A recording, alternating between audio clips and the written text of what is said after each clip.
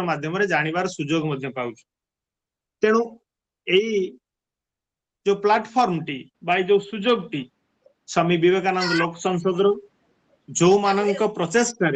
जो माने प्रछद पटर कार्य करुचंती समानंकु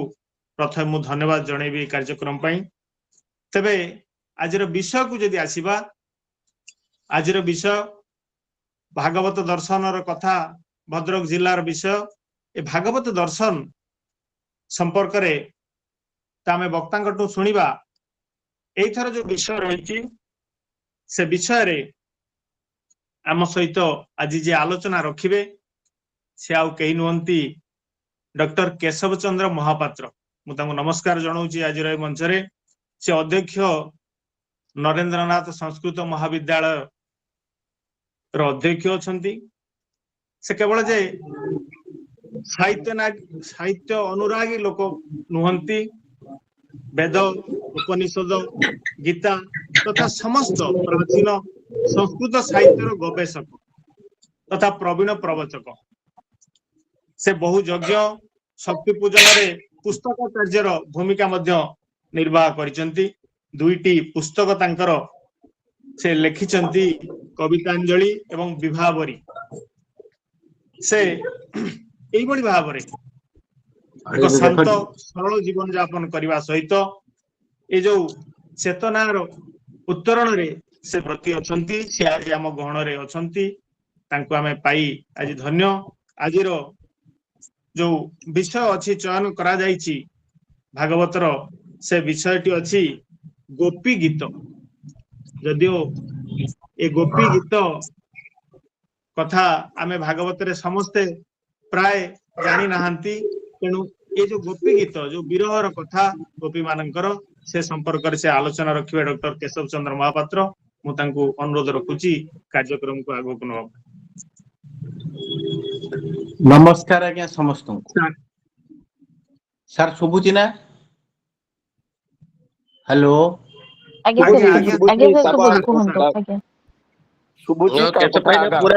पूरा शुभुची समस्त को।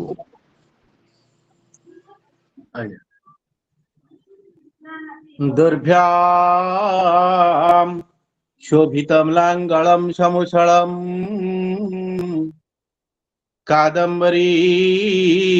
चंचलम रत्नाढ्यंबर कुंडलं भुजबली राक्रांत भूमंडलम वज्रा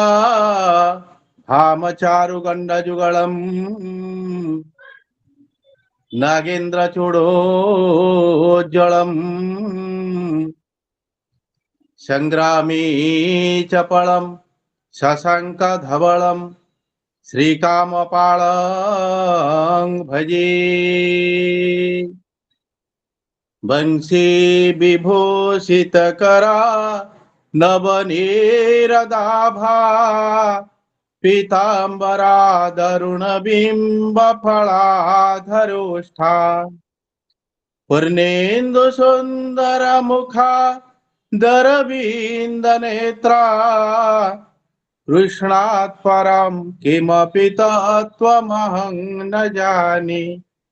कृष्णात् परं किमपि तत्त्वमहं न जाने सच्चिदानंद रूपाय विश्वोत्पत्त्यादि हेतवे तापत्रय विनाशाय श्री कृष्णाय नमो वयम्। उपस्थित सभापति महोदय एवं ई महनीय कार्यक्रम रे उपस्थित थिबा समस्त ज्ञानी गुणी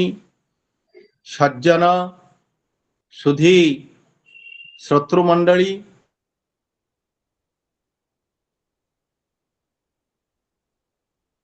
एवं कार्यालय एवं जो मान उद्यम रे कार्य मो समस्त आंतरिक धन्यवाद एवं समस्त को प्रणाम जणई। ये जो भागवतर गहन तत्व आमे जानिके जे भागवत गोटे अति कठिन ग्रंथ जाकि आमको समस्त को अति सहज बोध हुए किंतु से भागवत होची अत्यंत कठिन आमर कहा जाय कि जे हुतासने हाटक संपरीक्षा विपत्ति काले गृहिणी परीक्षा रणस्थले शस्त्रभृतां परीक्षा विद्यावतां भागवते परीक्षा अर्थात जड़े विद्यावान लोक तार परीक्षा ए भागवत ग्रंथर ही था। भागवत ये शब्दटी जे जेते सहज द्वक्षरम चतुरक्षरम बा नाम कुर्जा तमर सिद्धांत शास्त्र सिद्धांत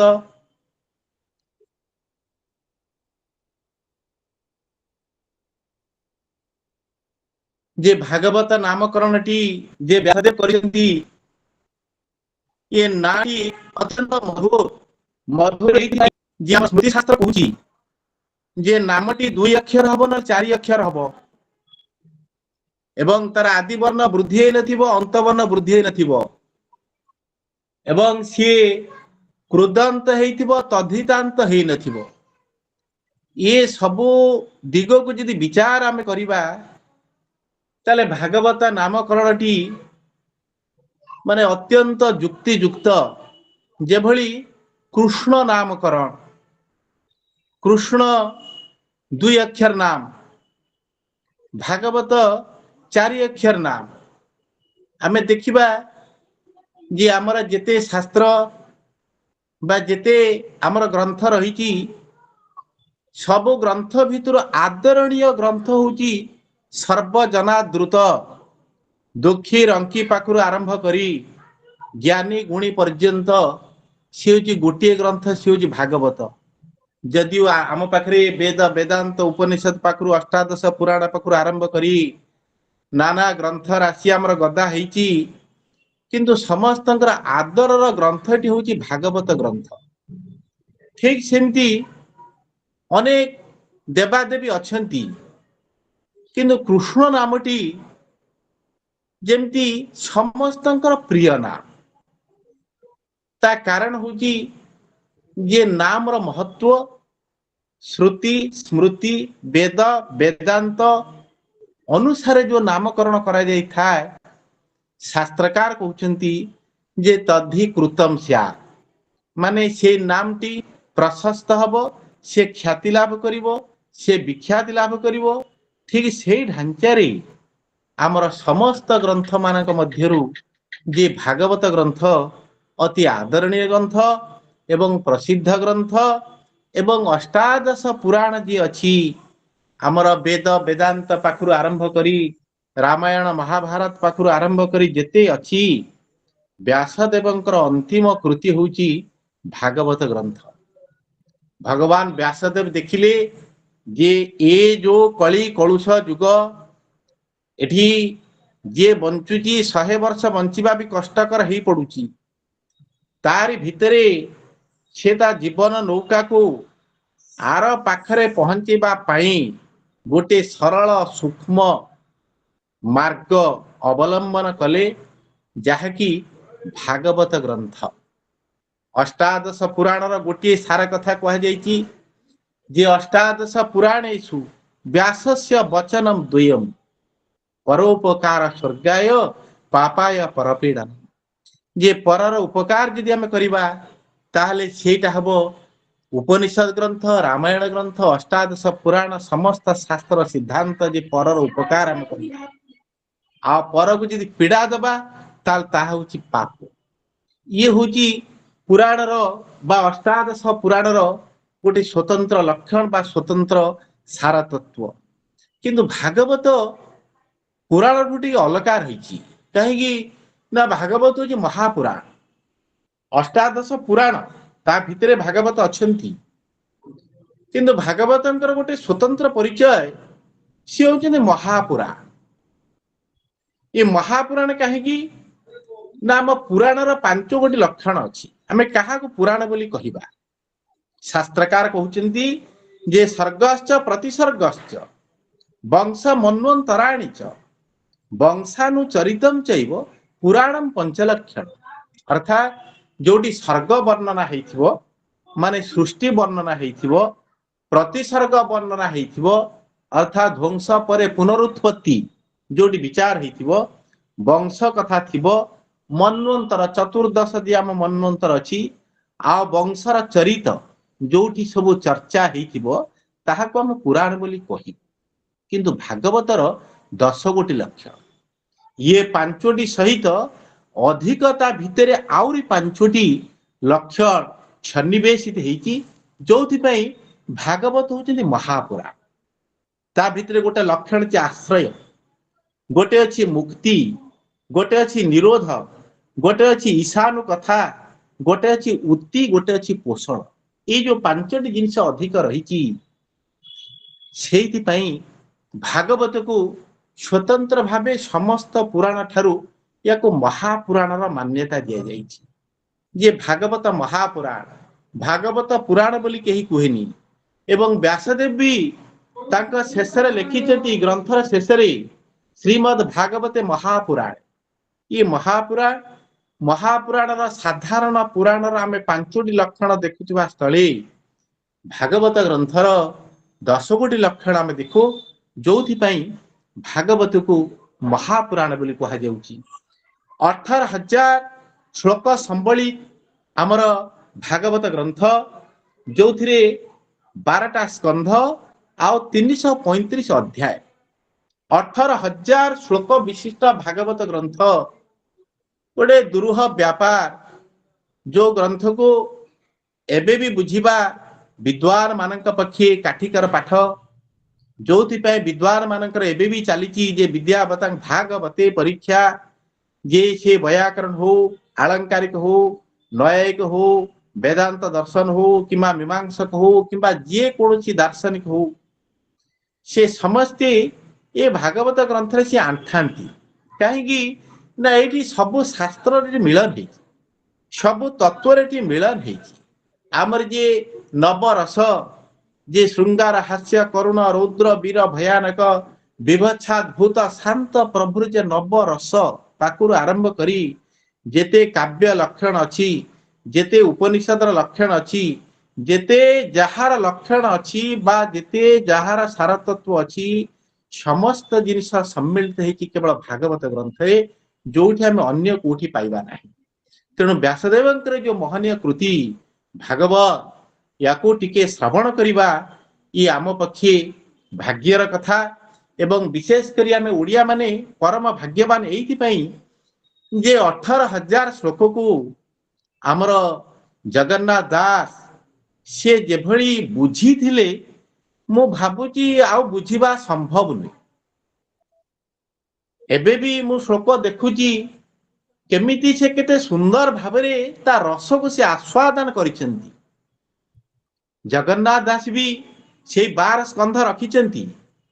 किंतु जो अध्याय संख्या हमर अछि संस्कृत भागवत 335 अध्याय से ताको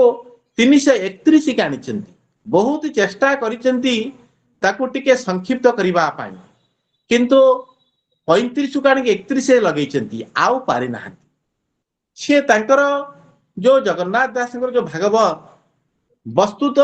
मु देखुजी माने संस्कृत भागवत अपेक्षा आम ओडिया भागवत अधिक रसान्वित अधिक माने रस प्लावी अधिक रु अधिक से परमात्मा भावना को टाणी नबार जो आकर्षण से जगन्नाथ दास भागवत रे भरी हेकी रही समय स्वल्प अधिक कथा कहबानी तेणु आम टिके से भागवत को श्रवण करिबा हमर व्यासदेव को लिखिले आम लिखा जे 10म स्कंध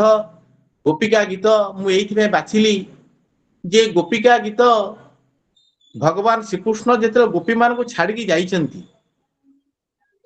ये लौकिक लीला रे सब वर्णना हेची वस्तुत गोपी थिले कि नथिले भगवान श्रीकृष्ण थिले कि नथिले से कथा हमें जानिनु बा महाभारत युद्ध हेइथिला कि न हेइथिला कुरु पांडव थिले कि नथिले से कथा आमे देखिनु किंबा हमर पूर्व पुरुष के देखिथिबार नजर नाही किंतु गोटिए जिंस अछि से होची कविंक प्रतिभा से होची व्यासदेवकर प्रतिभा व्यासदेव कलम मुनरे से बंचिकी अच्छा भगवान श्रीकृष्ण जदि भागवत न थांते जदि शास्त्र न था हुए तो आमर राम भी न थांते कृष्ण भी न थांते केही भी न थांते ये महाभारत युद्ध भी न थांते किंबा ये जो अध्यात्म समावेश ये भी तो किछि न थांते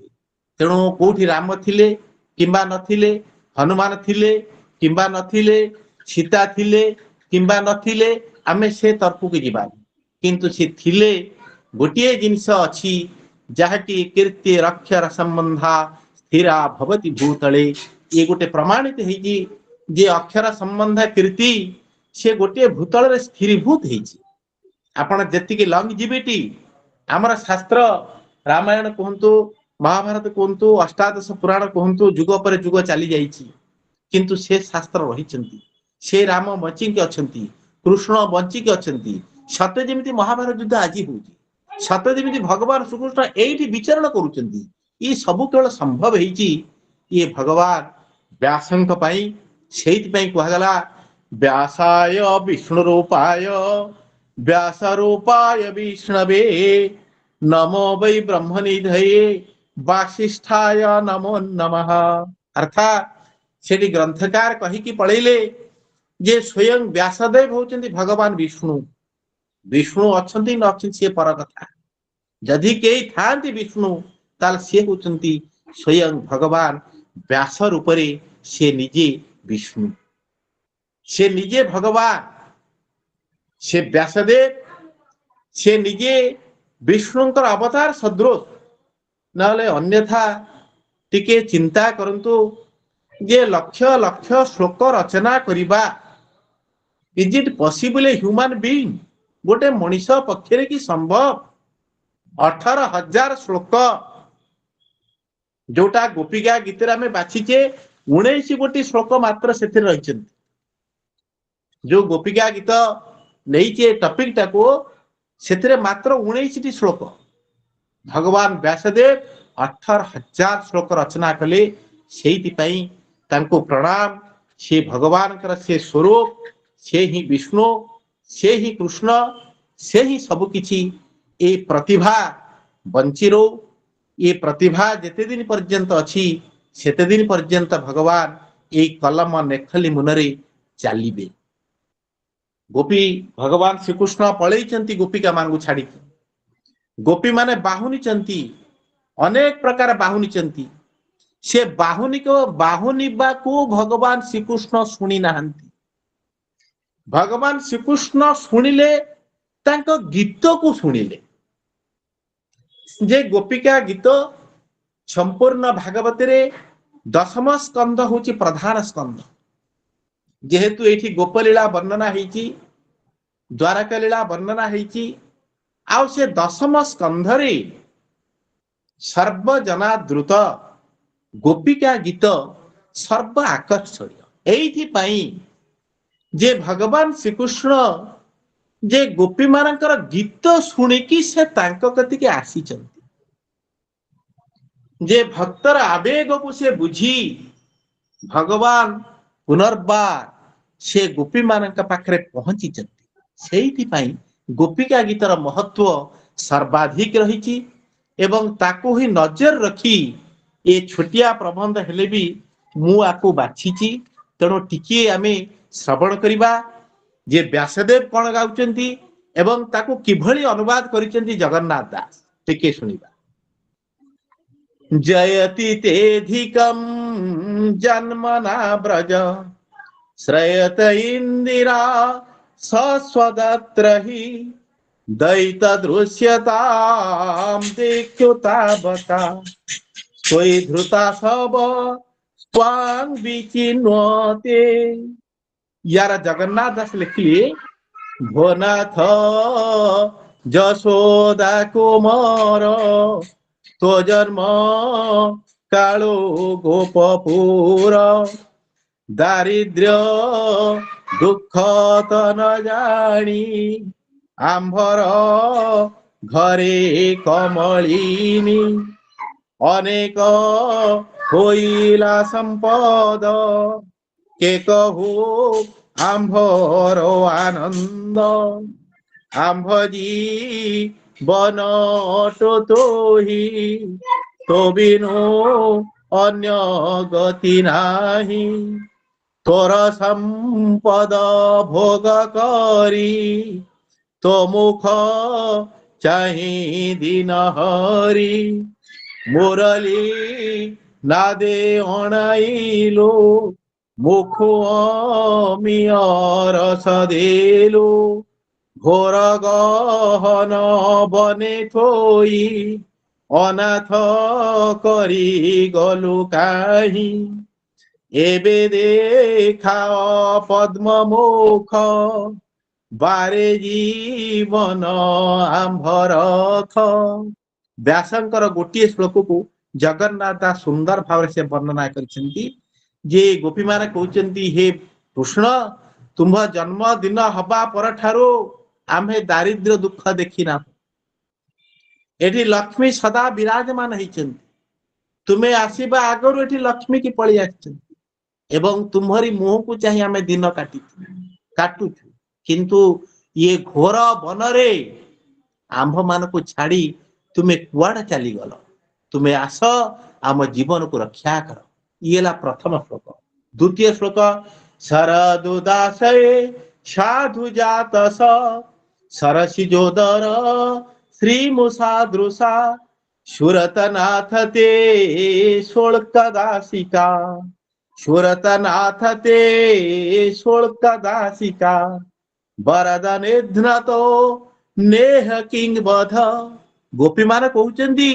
ଆମେ ହଉଛୁ ଆପଣଙ୍କର ନିଃଶୁଳ୍କ ଦାସୀ ଯେ ଆମେ ଯୋଉ ଦାସୀ ଆମ ପାଇଁ ଆପଣଙ୍କୁ ପଇସା ଦବାକୁ ପଡୁନି ଆମକୁ କାହିଁକି ଆପଣ ଛାଡିକି ପଳଉଛନ୍ତି ଆମେ ଖାଲି ଟିକେ ଆପଣଙ୍କୁ ଦେଖିବୁ ଇଏ ନ ଦେଖା ଦେଇକି ଆମକୁ କାହିଁକି ବଦ୍ଧ କରୁଛନ୍ତି ଇଏ ଆଖିରେ ନ ଦେଖିବା ବି ଜୀବ ହତ୍ୟା ସାଙ୍ଗରେ ସମାନ ସେମାନେ କହୁଛନ୍ତି ଖାଲି ଯେ ଛୁରୀରେ ବଧ କଲେ ବଧ ତାହା ନୁହେଁ ଯଦି ପ୍ରିୟଜନ ଆତ୍ମୀୟଜନ ଭଲ ପାଉଥିବା ଲୋକକୁ ଆମେ ଯଦି ନ ଦେଖିବା ତାହେଲେ ଆମେ ଯେମିତି ଅନୁଭବ କରୁ ଇଏ ଗୋପୀ ମାନେ ଠିକ ସେମିତି ଭଗବାନ ଶ୍ରୀକୃଷ୍ଣକୁ ନ ଦେଖିକି ଲାଗୁଛି ଯେମିତି ତାଙ୍କୁ ଶ୍ରୀକୃଷ୍ଣ ବଦ୍ଧ କରିଦେଇଛନ୍ତି। ଜଗନ୍ନାଥ ଦାସ ଲେଖିଲେ ଭୋନାଥ କମଳ ଲୋଚନ ଦେଖାଅ ନିର୍ମଳ ବଦନ ତୋ ମୁଖ କମଳର ତେଜେ ଶରଦ ପଦ୍ମ ଶିରି ଗଞ୍ଜେ ସେ ଧନେ କିଣିଲୁ ଆମ୍ଭନ୍ତ ଏବନେ କଲୁ ତୁ ଅନାଥ ସୁରତ ନାଥ ତୁ ଆମ୍ଭର କିଣିଲା ଦାସୀ ଆମ୍ଭେ ତୋର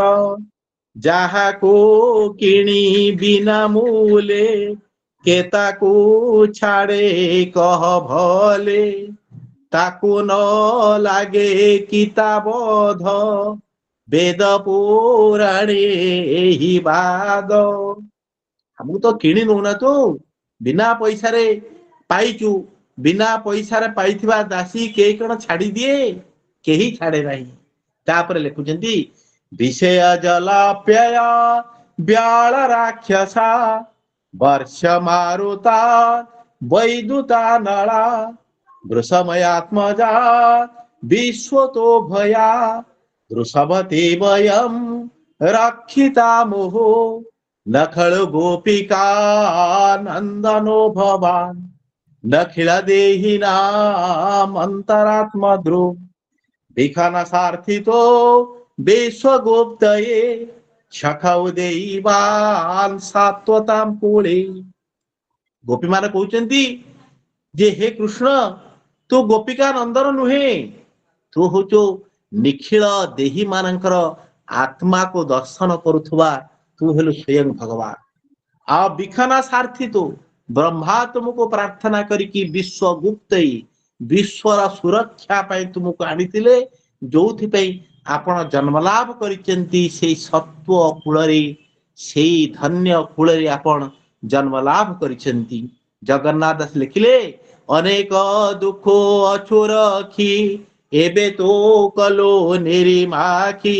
ବିଷ ଉଦକ ଅଘାସୁର ଇନ୍ଦ୍ର ବରସା ମହାଘୋର ବନ ନଳ ଷଣ୍ଢା ମୁଖୁ ତୁ ନାଥ ରଖିଛୁ ଆମ୍ଭଙ୍କୁ ତୋହର ପାଦ ଆଶ୍ରେ କରି ଜନ୍ମ ମରଣ ନ ଡରି ତୁ ନହୁ ଯଶୋଦା କୁମର ଜୀବନ ଅଟୁ ପ୍ରାଣୀଙ୍କର ସକଳ ଜନ୍ତୁ ହୃଦେ ଥାଇ ଅନ୍ତର ଜାଣୁ ଭାବଗ୍ରାହୀ ତୋତେ ଚିନ୍ତିଲା ବେଦବର ନାସିଲୁ ଅବନୀର ଭାର ତେଣୁ ଯାଦବ କୁଳେ ଜାତ ତୋହର ନାହିଁ ଆଦି ଅନ୍ତ। ଅତ୍ୟନ୍ତ ସୁନ୍ଦର ଭାବରେ ମର୍ମଭେଦୀ ଭାବରେ ଅନୁବାଦ ହେଇଛି। ତାପରେ ପଞ୍ଚମ ଶ୍ଲୋକକୁ ଯିବା। ବିରଚିତା ଭୟମ୍ ବୃଷ୍ଣି ଧୈର୍ଯ୍ୟତେ ଚରଣମେୟୋଷାମ୍ ସଂସ୍କୃତିର୍ଭୟା କରସରରୋହମ୍ କାନ୍ତ କାମଦମ୍ ଶିରସି ଧେହିନ ଶ୍ରୀକର ଗ୍ରହମ୍। ସେ କହୁଛନ୍ତି ଗୋପୀ ମାନେ ଯେ ତୁମେ କୁଆଡେ ପଳେଇଗଲ? ତୁମେ ବୃଷ୍ଣି ବଂଶର ଦୀପ। ଯେ ଭଗବାନ ଶ୍ରୀକୃଷ୍ଣଙ୍କର ବଂଶର ଆଉ ଗୋଟେ ନାମ ହଉଛି ବୃଷ୍ଣି ବଂଶ। ସେଇଥିପାଇଁ କୃଷ୍ଣଙ୍କର ଆଉ ଗୋଟେ ନାମ ହଉଛି ବାର୍ଷ୍ଣେୟ, ଯିଏ ବୃଷ୍ଣି ବଂଶର ଶ୍ରେଷ୍ଠ। ଆଉ ତୁମେ ତୁମର ଯୋଉ ହାତ, ଯିଏ ପଦ୍ମ ସଦୃଶ କୋମଳ ଯେ ହାତ, ଯେ ଆମ ମଥାରେ ଟିକେ ଆଣି ତୁମେ ଦେଇଦିଅ। ଲେଖିଲେ ତାକୁ ଜଗନ୍ନାଥ ଦାସ। ଭବୃଷ୍ଣି ବଂଶ ଚୂଡ଼ାମଣି ଆମ୍ଭର ଶିରେ ଦିଅ ପାଣି ତୋହର କର ବ୍ରହ୍ମରାଶି ଶରଣ ଜନ ଭୟନାଶି ପଦ୍ମହୁ ଅତି ସୁକୁମାର କୋମଳା ବରି ଅଛି ବର। ଲକ୍ଷ୍ମୀ ତୁମକୁ ବର ରୂପେ ବରଣ କରିଛନ୍ତି ଏଇଥିପାଇଁ ଯେ ତୁମେ କେତେ କୋମଳ, ଯେ ପଦ୍ମ ଠାରୁ ବି ତୁମେ କୋମଳ। ସେ କୋମଳ ହାତକୁ ଟିକେ ଆମ ମଥାରେ ରଖିଦିଅ। ଆମକୁ ଆଉ ଦୁଃଖ ଦିଅ ନା, ଆମକୁ ଆଉ ପୀଡା ଦିଅ ନା। ବ୍ରଜ ଜନାର୍ଥୀ ହନ୍ ବୀର ଯୋଷିତା ନିଜ ଜନ ସ୍ମୟ ଧ୍ୱଂସନ ସ୍ମିତ ଭଜ ସଖେ ଭବ କିଙ୍କରି ସ୍ମନୋ ଜଳରୁହାନନମ୍ ଚାରୁ ଦର୍ଶୟ ପ୍ରଣତ ଦେହିନାଂ ପାପକର୍ଷଣମ୍ ତୃଣଚରାනුଗମ୍ ଶ୍ରୀନିକେତନମ୍ ଫଣିଫଣାର୍ପିତମ୍ ते पदाम्बुजम् कृणुकुचे सोन क्रुन्धुरुच्छयम् तोहर पद्म पाद दुई बने गोरुंक पछे थाई प्रणत देहि पापनाश जलधीतनया निवास सहस्र फणा कालियर सुंदर कला जीपयर आंभर कुचे ताल गाओ काम नल तुली भाओ। वस्तुत ये आत्मिक तत्व को एठी लौकिक भितरे भरी दिया जाइछि जे एइथिपई जे आत्मा ये गोपी प्रकृति केही नुहंती। ये गोपी मान होचंती से आमरी शरीर रे थिबा जे आमर जे 16 सहस्र गोप नारी आमे जदि हिसाब करिबा आम देहरे भी 16,000 रु अधिक अंग प्रत्यंग नाड़ी इत्यादि अच्छी सब से माने अहर्निश जे गोटे आड़ को आम अन्वेषण करुचे आमे समस्ते देखिए गोटे आड़ को आम धाम मान करुचे कौटी जे आनंद आमे पाउने आमे जोठी आनंद पाउचे किछि दिन पर सेठी आनंद नाही। तेणु समस्ते समुद्र भली गोटे बा नदी भली जेमि समुद्र धाई थाए समस्त जीवकुल से गोटे आड़ को धाईचंती से जीवकुल होचंती गोपीगण जहा कि लोकाचार भितरे साधारण जनजीवन जहाँ बुझंती से बाटे ताको कवि व्यासदेव ताको टाणिकी पुरैचंती जोटी अनेक कथा भितर लेखा अछि। तोहर मधुर वचन हृदय भावंती मुनिजन आम्भे तोहर परिवारी मूर्छित होइलु मुरारी तोर धरु सुधा देई जीवन रख भावग्राही। कहते जे आमे तोर परिवारी परिवार नुहे परिवारी अर्थात परिवार भितर जन सदस्य तेणु आमको तू रक्षा कर। मधुरया गिरा बलगु वाक्यया बुध मानो गया पुष्करे क्षण विधि किरीमा वीर मुह्यति राधर सिधुना प्याय स्वना तब कथामृतम तप्त जीवनम कविभिरीडितम कल्मषापहम श्रवण मंगलम श्रीमदाततम भुवि गृणन्ति ते भूरिदा जना। से कहते जे तब कथामृत तुमर कथामृत होची ये तप्त जीवन को माने आनंद शांति प्रदान करिथवा परथवा तुमरी वाक्य जहाँकि कवि माने वर्णना करचंती जे भगवान श्रीकृष्णଙ୍କର मुख निसृत वाणी होची कल्मषापहम जे पापर विनाशकारी भगवान मुख निसृत वाणी ये भागवत कहतु श्रीमद भगवत गीता कहतु या श्रवण कला माने ये मनुष्यर जन्म जन्मांतर पापक्षय होता है पाप नाश होता है से कथा कहते जगन्नाथ दास लिखिले तोर चरित सुधाबारी कवि जहा गान करी जन्म मरण तापनाशे दुरित मन देहु ध्वंसे दुरित मान पाप मान मंगल करे श्रुति पथे जे ताहा विचारे जगते शुणई होई उन्मत्ता से नर चित्ते बड़ दाता। ये हूँ कथा प्रहसितं प्रिय प्रेम वीक्षण विहरणं च ते ध्यान मंगलम राशि संविदो जाहृदि स्पृश कुहक नो मन क्षोभयन्ति तो तोदरहसित वदन कोमल मधुर वचन ध्यान मंगल तो विहार एकांत कथा हृदहार कपट प्राय तोर रीति आंभर मन ए दहंती तू नाथ गुरुंकर मेले कानने जाऊ जेते बेले कोमल पद्म पद्म चाही आंभर हृदय दहई कंटा पाषाण तृण लागी न पुण हुए दुख भागी जेबे लोचने देखु ताहा आतेबे से स्थिर हुए हिया बनु जे आसो दिन अंते काहार होई देखु पथे कपोले कुटील कुंतल हृदि लंबई बनमाल गोरज देखी तोर देहे आंभ जीवन काम दहे तोर भय पद्म पाद शरण जनक संपद कमला दंडे न छाड़ई आपद काले जहा ध्याई अनेक सुख प्रसरई रख आंभंकु स्तने देई सुरत वर्धनम शोकनाशनम स्वरित वेणुनाम सोष्टु चुंबितम इतर रागवी स्मारणम नृणाम वितर भीरन स्तेधरामृतम सुरत पणे बलियार शोक विनाशे प्राणीकर सुस्वरे वेणु जे अधरे जन्म मरण तापहरे तुसे अधर सुधारस देयांभर मन तोष गोरु चराई जाऊ बने तोते न देखिले नयने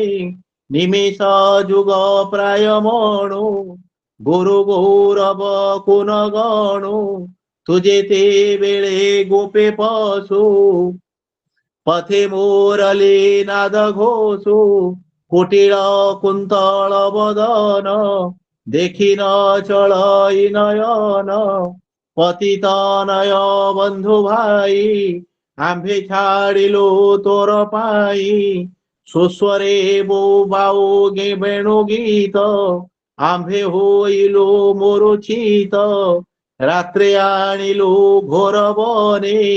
आंभको तेजुले केसने एड़े निर्दय तो शरीर विश्वास नाशिलु तु आंभर। भगवान श्रीकृष्ण प्रकृत रे गोपी मान को रात्रि ही छाड़ी पलैचंती ଶୁଣି ତୋ ଏକାନ୍ତ ବଚନ ହୃଦୟ ଦହି ମଦନ ଅଳପ ହାସ ମୁଖ ଦେଖି ପିଛାଡ଼ି ନ ପାରୁ ଯେ ଆଖି ତୋର ଶ୍ରୀମୁଖ ନାଇଁ ଆମ୍ଭର ମନ ନରହଇ ଆମ୍ଭ ଆରତ ଖଣ୍ଡିବାରେ ତୋହର ଜନ୍ମ ଗୋପପୁରେ ମଙ୍ଗଳ କର ଏଇ ସଂସାର ହେଳେ ଗଞ୍ଜଇ ତମ ଘୋର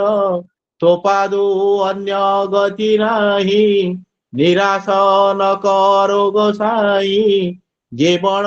ପାଦ ଆମ୍ଭେ ଧରି ତନେ ନ ଚାପୁ ଗୋପନାରୀ କର୍କଶ ସ୍ତନ ଯେ ଆମ୍ଭରି ପ୍ରାସ କରିବ ବୋଲି ଡରି ସେ ପାଦ ଘେନି ତୃଣାଙ୍କୁରେ ଯେତେ ବୁଲିଲୁ କୁଞ୍ଜ ଘୋରେ ନ ପୁଣ କ୍ଷତ ହୋଇ ପାଦ ମନରେ ନଲ ଭୂବିଷାଦ। ସଂସ୍କୃତ ଭାଗବତର 19 ଗୋଟି ଶ୍ଲୋକ ଜଗନ୍ନାଥ ଦାସ ଠିକ 19 ଗୋଟି ପଦରେ ସେ ସାରିଛନ୍ତି। ତୋହର ଦାସ ଜଗନ୍ନାଥ ସେ ପାଦେ ରଖ ଗୋପୀନାଥ ବୁଡ଼ିଲି ଘୋର ଭବ ଜଳେ ଉଦ୍ଧରି ଥୁଅ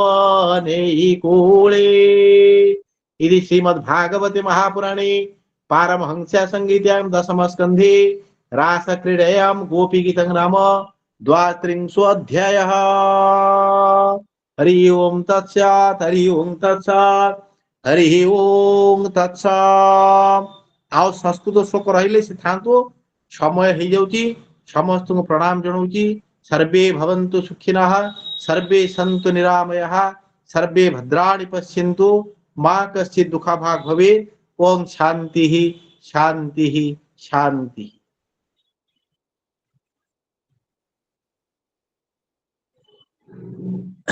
आज्ञा आज्ञा तो आपण ଏବେ ପ୍ରଶ୍ନୋତ୍ତର କାର୍ଯ୍ୟକ୍ରମ। ଯଦି କାହାର କିଛି ପ୍ରଶ୍ନ ଥାଏ ଯୋଉ ଗୋପୀ ଗୀତ ସମ୍ପର୍କରେ ଯୋଉ ବକ୍ତା ଯୋଉ ଆଲୋଚନା ରଖିଲେ ସେ ସମ୍ପର୍କରେ କାହାର ଯଦି କିଛି ମନରେ ଶଙ୍କା ଥାଏ ଦ୍ୱନ୍ଦ୍ୱ ଥାଏ ତାହେଲେ ମହୋଦୟଙ୍କୁ ଆପଣ ମାନେ ପଚାରି ପାରିବେ ପ୍ରଶ୍ନ। ମହାଶୟଙ୍କୁ ନମସ୍କାର। ପ୍ରଶ୍ନ ନୁହେଁ ଯୋଉଟା କହିଲେ କି ବିଦ୍ୟାବତାମ୍ ଭାଗବତେ ପରୀକ୍ଷା ସେଇ ଶ୍ଲୋକଟି ଟିକେ ଆଉ ଥରେ ସାର୍ ଟିକେ ଯଦି ରିପିଟ କରିଦେଇକି ଟିକେ ବୁଝେଇଦେବେ ଭଲ ଲାଗିବ ଟିକେ ସାର୍। ସ୍ନେହା ଟକ ପରୀକ୍ଷା ବିପତ୍ତି କାଳେ ଗୃହିଣୀ ପରୀକ୍ଷା रणस्थले शस्त्रभृतां परीक्षा विद्यावतां भागवते परीक्षा। से हाट कौच अलंकार स्वर्ण अलंकार गहना अग्नि रे सुनार ही परीक्षा करा जाइथा। आ गृहिणी परीक्षा हम करबा विपत्ति काल रे जेतेबेले विपद पड़े सेते गृहिणी रो परीक्षा। आ क्षत्रिय रो परीक्षा अब रणस्थल रे युद्ध स्थल रे जेतेबेले युद्ध हबो सेतेबेले किए क्षत्रिय किए शूद्र किए ब्राह्मण से जना पड़ जिवे। अन्य माने पछुक पळेबे क्षत्रिय जे थिबे से आगु पळेबे। आ विद्यावतां भागवते परीक्षा जेते विद्यावान लोक अछंती निजुक निजे जेते जे ज्ञानी गुण मनंत मनुना काहे की तार परीक्षा से भागवत ग्रंथ रे आंठांती। ये होची कथा। हुतासनेहा टकसं परीक्षा विपत्ति काले गृहिणी परीक्षा रणस्थले शस्त्रभृतां परीक्षा विद्यावतां भागवते परीक्षा। बहुत धन्यवाद महाशय। ଜୟ ଜଗନ୍ନାଥ ଆଜ୍ଞା। ମୋ କଥା ଶୁଭୁଛି? ଶୁଭୁଛି ଆପଣ ଆଜ୍ଞା ଓଡିଆ ଭାଗବତରା 342 ଅଧ୍ୟାୟ ଆଜ୍ଞା, 331 ନୁହେଁ। 342 ଓଡିଆ ଭାଗବତ ଜଗନ୍ନାଥ ଦାସଙ୍କର 342 ଅଧ୍ୟାୟ, ଆପଣ 331 କହିଲେ। ଦ୍ୱିତୀୟତଃ ଗୋପୀ ମାନଙ୍କୁ ଛାଡିକିରି କୃଷ୍ଣ କଣ ପାଇଁ ପଳେଇଲେ? ଆଜ୍ଞା କୋଉ ଜାଗାରୁ ପଳେଇଲେ କୃଷ୍ଣଙ୍କୁ ଛାଡିକିରି ଗୋପୀ ମାନେ? ଏ ଗୋପୀ ଗୋପୀ ମାନଙ୍କୁ ଛାଡିକିରି କୃଷ୍ଣ କୋଉ ଜାଗାରୁ କାହିଁକି ପଳେଇଲେ? ଭଗବାନଙ୍କର ଅନନ୍ତ